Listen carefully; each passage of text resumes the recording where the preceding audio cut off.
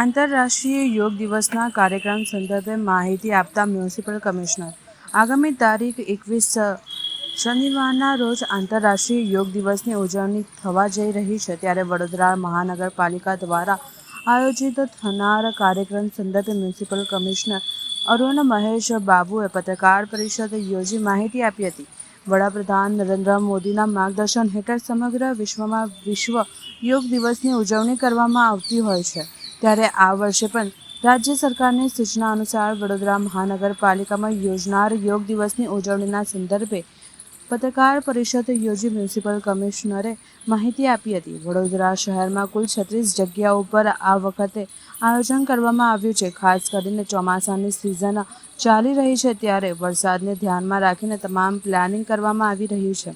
આ કાર્યક્રમમાં સામાજિક સંસ્થાઓ, શૈક્ષણિક સંસ્થાઓ, NGO, યોગ સાથે સંકળાયેલ તમામ સંસ્થાઓને સાથે રાખી વધુમાં વધુ લોકો યોગ દિવસની ઉજવણીમાં જોડવામાં રહે તે પ્રમાણનું આયોજન કરવામાં આવ્યું છે. વડોદરા મહાનગરપાલિકા દ્વારા કરવામાં આવી રહ્યું છે તેની માહિતી વધુમાં મ્યુનિસિપલ કમિશનરે આપી હતી. સૌપ્રથમ વડોદરાના મીડિયાના મિત્રોને આભાર. આજે આપણને આપ બધાને અમે આમંત્રણ આપ્યા એ બદલ આપ અહીંયા પધાર્યા છો, એ બદલ હું પહેલાં આપને આભાર માનું છું. આવનારા 21 જૂન 11મી વિશ્વ યોગ દિવસની અમે આયોજન જે માનનીય વડાપ્રધાનશ્રીના માર્ગદર્શનમાં આખા વિશ્વભરમાં આયોજન કરવામાં આવી રહ્યા છે. એના અનુસંધાને આ વર્ષે પણ બહુ મોટી રીતે રાજ્ય સરકારની માર્ગદર્શન હેઠળ વડોદરા મહાનગરમાં આની આયોજન અમે કરી રહ્યા છીએ. એમાં આપ જાણો છો કે બે પ્રકારનું, એક જિલ્લા કક્ષાનું માન્ય કલેક્ટરશ્રીના અધ્યક્ષસ્થાને કમિટી હોય છે અને મહાનગરપાલિકામાં કમિશનરશ્રીના અધ્યક્ષસ્થાનમાં એક કમિટી હોય છે. આ અંતર્ગત અમે આ વખતે પણ જે દરેક વખત થાય છે એના સાથે સાથે થોડું વધારાનું પણ અમે આયોજન કરી રહ્યા છે. સૌથી પહેલાં ડિસ્ક્લેમર એ છે કે ચોમાસાનું પણ આગાહી છે, એટલે એને અમે ધ્યાને લઈને જ બધું આયોજન કરી રહ્યા છે. એટલે કુલ 36 જગ્યાઓમાં વડોદરા મહાનગરપાલિકાની હદમાં અમે યોગનું કાર્યક્રમની આયોજન કરી રહ્યા છે. આમાં સામાજિક સંસ્થાઓ, શૈક્ષણિક સંસ્થાઓ, રમતગમતના સંસ્થાઓ, NGOs, યોગ બોર્ડ અને યોગના રિલેટેડ તમામ સંસ્થાઓને અમે સાથે લઈને કરી રહ્યા છે. યુનિવર્સિટીઝ અને કોલેજીસ સાથે પણ સંકલન કરીને આ વખતનો યોગ કરવાનું અમે આયોજન કરી રહ્યા છે. એમાં જિલ્લા વહીવટીતંત્ર, ડિસ્ટ્રિક્ટ અને રૂરલ એરિયાઝમાં કરી રહ્યા છે અને સિટીમાં મહાનગરપાલિકા દ્વારા આયોજન કરવામાં આવ્યું છે. એમાં ભારત સરકાર અને રાજ્ય સરકારનો પ્રતિનિધિઓ પણ હાજર રહેવાના છે. જે પ્રતિનિધિઓ ભારત સરકાર તરફથી સૂચવવામાં આવશે એ પણ હાજર રહેશે અને રાજ્ય સરકાર તરફથી પણ જે લિસ્ટ નક્કી કરવામાં આવશે એમાં વડોદરા મહાનગરપાલિકા ખાતે પણ એ હાજર રહેવાના છે. આ સિવાય અમે તમામ પદાધિકારીઓ, અધિકારીઓ, સિટીના અધિકારીગણ, આ સિવાય સામાજિક સંસ્થાઓ, ધાર્મિક સંસ્થાઓ, શૈક્ષણિક સંસ્થાઓ અને NGOs જે યોગ સાથે જોડેલા છે. કારણ કે આ બધા જાણો છો કે યોગ અત્યારે એક મોટું વિશ્વભરનું એક મોમેન્ટમ થઈ ગયું છે અને એક મૂવમેન્ટ થઈ ગયું છે. જે યોગના કારણ ફિટ ઇન્ડિયા મૂવમેન્ટના ભાગરૂપે પણ હમણાં જ લગભગ અઠવાડિયા પહેલાં યોગનું એક શિબિર અમે આયોજન કરવામાં આવ્યું હતું યોગ બોર્ડ દ્વારા. આ જ રીતે આ વખતે પણ એક મોટું આયોજન કરી રહ્યા છે, જેમાં 36 જગ્યાઓમાં આપને જણાવવા મને આનંદ થાય છે કે વડોદરા શહેરની અંદર કુલ 5 આઇકોનિક સ્થળો ઉપર અમે કરવાનું પ્લાનિંગ કરી રહ્યા છે.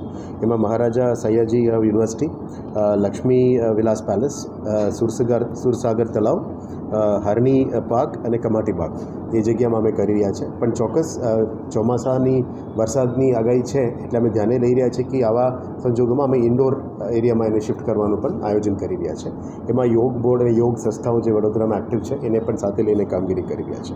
વડોદરા મહાનગરપાલિકાનું વિવિધ અતિથિગૃહોની પણ અમે એમાં હાજર રાખ્યા છે. એમાં દિવાલીપુરા, કાલુપુરા, ખોડિયારનગર, લાલબાગ અતિથિગૃહ એમાં પણ અમે આયોજન કરી રહ્યા છે. વડોદરા મહાનગરપાલિકાનું સ્પોર્ટ્સ કોમ્પ્લેક્સ, જે 2 કોમ્પ્લેક્સીસ છે, એ સમા સ્પોર્ટ્સ કોમ્પ્લેક્સ અને માંજલપુરમાં પણ અમે આયોજન કરી રહ્યા છે. મહાનગરપાલિકા દ્વારા પહેલાં અમે નવલખીમાં આયોજન કરી હતી, પણ અત્યારે વરસાદ વધારે છે એટલે અમે ઇન્ડોર સ્ટેડિયમમાં એનું શિફ્ટ કરીને સમા સ્પોર્ટ્સ કોમ્પ્લેક્સમાં મહાનગરપાલિકાનું મેઇન કાર્યક્રમ કરી રહ્યા છે. આ સિવાય અલગ અલગ જગ્યામાં મોટી સંખ્યામાં થનાર છે. આ સિવાય વડોદરા મહાનગરપાલિકાના વોર્ડ કચેરીઓ દ્વારા પણ 19 વોર્ડ દીઠ પણ અલગ અલગ કાર્યક્રમ કરી રહ્યા છે.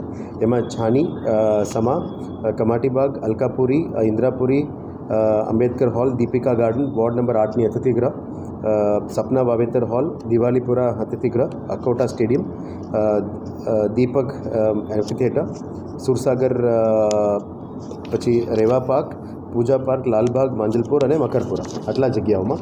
અને NGO દ્વારા જે સંસ્થાઓ દ્વારા અમે જે આયોજન સિટીમાં કરી રહ્યા છે એમાં આર્ટ ઓફ લિવિંગ મોટી સંખ્યામાં ભાગ લેવાના છે.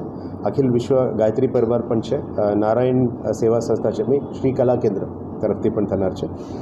હરિ પ્રબોધમ ફાઉન્ડેશન, ગુજરાત રાજ્ય યોગ બોર્ડ, નહેરુ યુવા કેન્દ્ર, બ્રહ્મકુમારી હટલાદરા, ઓમ શાંતિ બ્રહ્મકુમારીઝ, પછી યોગી ડિવાઇન સોખડા, ગાયત્રી પરિવાર, વલ્લભ યુથ ઓર્ગેનાઇઝેશન, પછી VPO, VSPS અને હરિપ્રબોધન નિરંકારી પરિવાર, યોગી ડિવાઇન સોસાયટી. અને આ સિવાય વડોદરા મહાનગરપાલિકાનું બાગ બગીચા વિભાગ દ્વારા સયાજી બાગ, લાલબાગ, ગોત્રી બાગ, જુબલી બાગ, સ્કલ્પચર પાર્ક અને ઓક્સિજન પાર્ક આટલા જગ્યાઓમાં અમે યોગનું આયોજન કરી રહ્યા છે.